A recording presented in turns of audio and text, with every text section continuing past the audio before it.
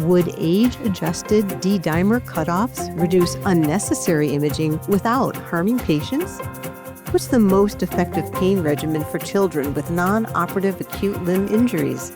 And what's the latest on adolescents and their smartphone use? This and much more on today's JAMA Editor Summary. Hello and welcome to listeners around the world. Happy New Year! Today is Friday, January 9th, 2026.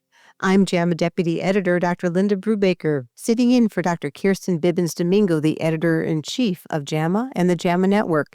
Today I'm joined by JAMA Deputy Editor Dr. Preeti Malani. Hi, Preeti. Let's get started.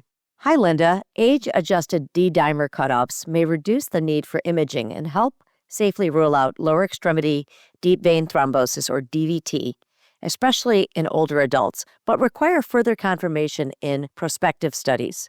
Dr. Legal and colleagues conducted a prospective, multi-center, multinational study to look closer at age-adjusted D-dimer cutoffs, the ADJUST DVT study.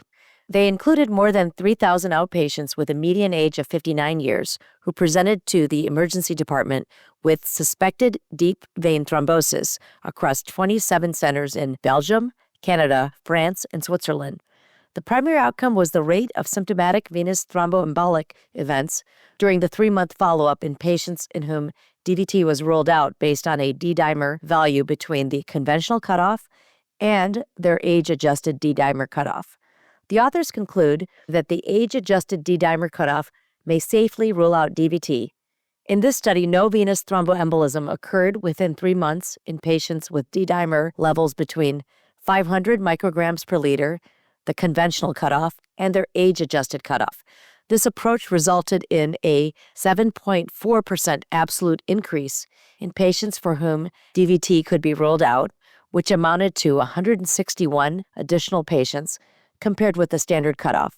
For patients aged 75 and older, negative D-dimer rates rose from 8.7% using the conventional 500 micrograms per liter cutoff to 26.1%.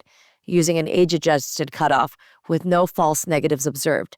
The study suggests that using an age-adjusted D-dimer cutoff, which was age times 10 micrograms per liter for those age 50 and above, may safely increase the efficiency of ruling out DVT, reduce unnecessary imaging, and could be particularly helpful in older adults without increasing risk of missed DVT diagnoses. Drs. Uhueda and Piazza wrote an editorial for this study. They explain how the ADJUST DVT study showed that using age-adjusted D-dimer cutoffs can safely and efficiently rule out lower extremity DVT in patients with low to intermediate risk, allowing more people, especially older adults, to avoid unnecessary imaging without increasing missed diagnoses.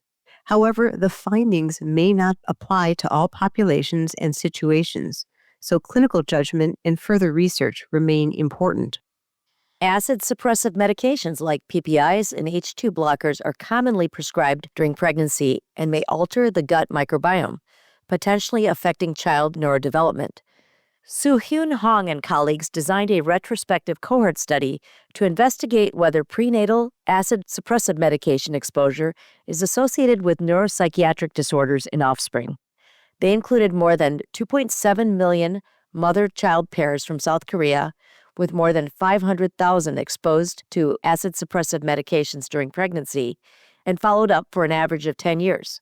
The primary outcome was neuropsychiatric disorders in children, including ADHD, autism spectrum disorder, intellectual disability, severe neuropsychiatric disorder, and obsessive-compulsive disorder. The researchers found that models without sibling controls showed a slight increase in the risk of neuropsychiatric disorders, but sibling-matched analysis found no significant association between prenatal acid-suppressive medication exposure and later neuropsychiatric disorders in children. They conclude that prenatal exposure to acid-suppressive medications is not associated with increased risk of neuropsychiatric disorders in children when family-related factors are accounted for, suggesting these medications are not a major concern for child neuropsychiatric outcomes. Despite guidelines recommending ibuprofen as first-line treatment for children's musculoskeletal pain, many children have inadequate pain relief and evidence is limited for the benefit of combining ibuprofen with either acetaminophen or opioids like hydromorphone. Dr. Ali and colleagues designed 2 clinical trials comparing these combinations to ibuprofen alone to address pain management gaps and concerns over opioid safety. Participants in these 2 randomized, double-masked, placebo-controlled studies included more than 600 children aged 6 to 17 years with non-operative acute limb injuries treated within 24 hours at 6 Canadian pediatric emergency departments. In one trial, participants were randomly assigned to a single dose of ibuprofen plus hydromorphone, ibuprofen plus acetaminophen, or ibuprofen alone. The other trial focused on non-opioid treatment. Participants were randomized to a single dose of ibuprofen plus acetaminophen or ibuprofen alone. The primary outcome for both trials was self-reported pain scores at 60 minutes post-medication and the proportion of children experiencing adverse events related to the study drug. The authors reported that compared to ibuprofen alone, the addition of either acetaminophen or hydromorphone did not improve pain scores. Hydromorphone was associated with a 4-fold increase in adverse events, although no serious side effects occurred. They conclude that for children with acute limb injuries in this study, ibuprofen alone is as effective for pain relief as when combined with acetaminophen or hydromorphone, with fewer adverse events than opioid combinations. Dr. Callahan and colleagues wrote an editorial for this study. They reiterate how ibuprofen alone is usually enough to manage pain from acute musculoskeletal injuries in children and teens, working just as well as combinations with acetaminophen or opioids, but with fewer side effects. While some children may need stronger medications, depending on their injury, starting with ibuprofen and non-pharmacologic methods is safest, and opioids should only be used with careful monitoring and proper education for families. Linda, let's talk about the latest research letters. Sure, Preeti. Adolescent smartphone use has been linked to poorer health and academic outcomes, yet real-world data on in-school use is limited.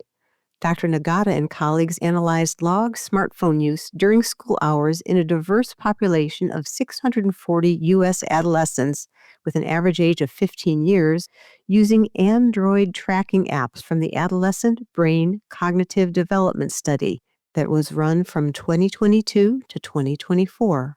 Problematic smartphone use was measured with standardized questionnaires, and associations were examined with multivariable regression. They reported that adolescents spent an average of 1.16 hours on smartphones during school, mainly on social media, 30 minutes, videos, 15 minutes, and games, 15 minutes. Greater in-school use was reported among teens that were older, Black, and those from lower-income households.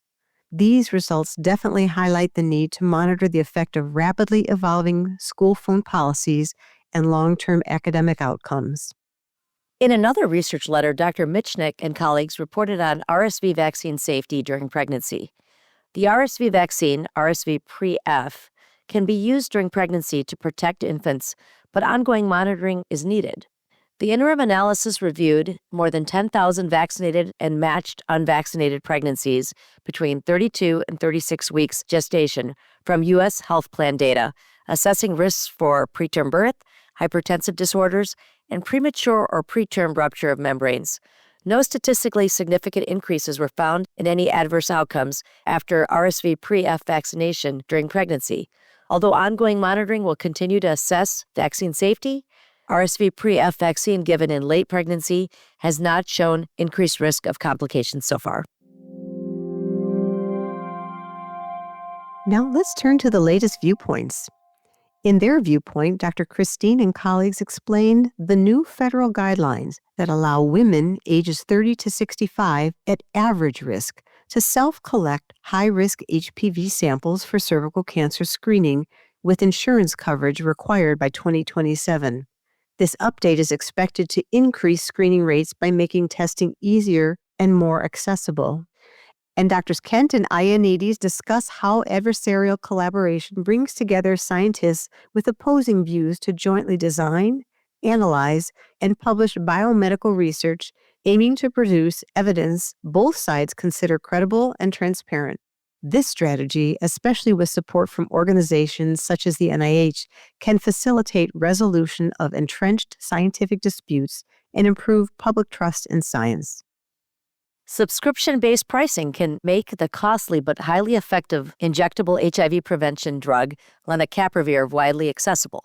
Dr. Rose and colleagues explain how this model removes access barriers, reduces overall costs, and supports efforts to end the HIV epidemic. In another viewpoint, Dr. Feldman writes how U.S. medical schools are beginning to recognize the value neurodivergent students bring to science and medicine, yet many neurodivergent students face discrimination and barriers to access and accommodation. The author writes that embracing and supporting neurodivergent individuals with appropriate resources can enrich the medical field and help unlock their unique strengths. In the newest JAMA Guide to Statistical Methods, Dr. Alquist and colleagues delve into sibling comparison in observational studies. Sibling comparison analysis helps control for unmeasured family-level confounding in observational studies by comparing exposed and unexposed siblings. While useful, it can have limitations for time-varying factors and generalizability. This article is very illuminating. There's also a JAMA review on gastric cancer by Dr. Patel and colleagues. Gastric cancer, mainly adenocarcinoma, is diagnosed in more than 30,000 patients annually in the U.S., with most presenting at advanced stages. This review summarizes epidemiology, risk factors, and current treatments. There's also an outstanding podcast to go with the review. Let's listen to a clip. What is the general prognosis of gastric cancer?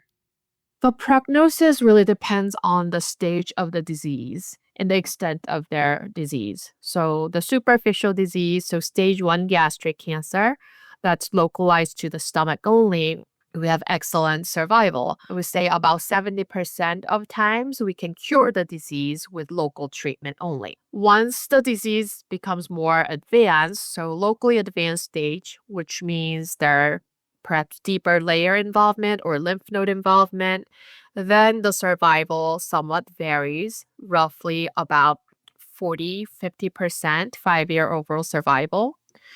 When we are dealing with distant metastasis, meaning that the cancer had traveled outside the stomach involving other organs, then the 5-year survival rate is significantly lower, probably less than 10% in those situations.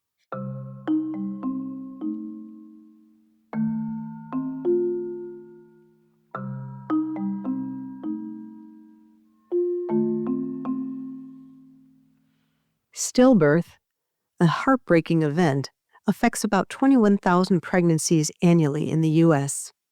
In an excellent Insights article, Dr. Kern Goldberger and colleagues discuss the potential risks and causes of stillbirth. They explain that while prevention centers on managing risk factors and prenatal monitoring, many cases remain unpredictable. Prostatitis is a common but complex condition that causes inflammation and pain in the prostate gland, causing symptoms ranging from sudden fever to chronic pelvic discomfort. Check out the patient page that contains quick facts for patients about acute and chronic prostatitis. There's also been a lot of rapidly developing medical news. Our outstanding JAMA Medical News team stays on top of it all and gets you the latest articles in clinical medicine, biomedical research, public health, and health policy. Find it all at jamamedicalnews.com or click on the link in this episode's show notes. Thanks, Preeti, and thank you to our listeners for tuning in to hear what's new at JAMA. These highlights were brought to you by Dr. Preeti Malani and me, Dr. Linda Brubaker. This episode was produced by Daniel Musisi, Shelley Steffens, and Dr. Krista Roberts at the JAMA Network. A link to this JAMA content can be found in the episode's show notes. To follow this and other JAMA Network podcasts, please visit us online at jamanetworkaudio.com. Thank you for listening. This content is protected by copyright by the American Medical Association with all rights reserved, including those for text and data mining, AI training, and similar technologies.